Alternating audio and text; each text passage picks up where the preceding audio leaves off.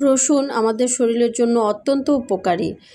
আমি নর্মালি রসুন ওভাবে খেতে পারি না, আমার ধাক লাগে, তাই ভাবলাম একটু আচার অথবা অন্যরকম করে খেলে আমরা উপকৃত হব। দেখলাম চাইনিজদের লাভা গার্লিক যে রেসিপিটা, এটা খুবই উপকারী আমাদের শরীরের জন্য, তো আমিও বানিয়ে নিলাম এরকম লাভা গার্লিকের রেসিপি। এটার মধ্যে সাদা ভিনেগার, রসুন আর সামান্য পরিমাণে চিনি আর আধা চামচের মতো লবণ হলে এইটা বানিয়ে নেওয়া যায় এবং খুবই সহজ প্রণালী, খেতেও টেস্টি।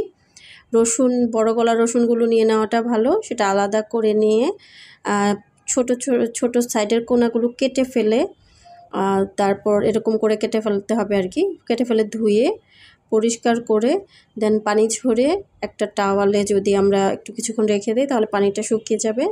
তারপর এটাকে একটু সামান্য লবণ দিয়ে খুব সুন্দর করে মাখানোর পর এটাকে একটা কাচের জারে ভরে রাখতে পারলে ভালো।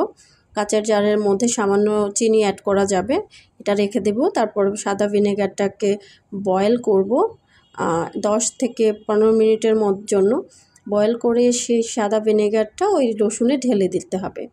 তারপর 3-4 দিনের মাথায় কালার ধরতে শুরু করবে। আমারটা এটা 2 থেকে 3 দিনের মাথায় কালার ধরা শুরু করেছে।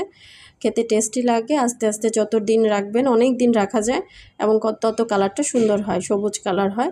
খেতেও টেস্টি, বানাতেও ইজি এবং রেসিপিটাও খুব সহজ।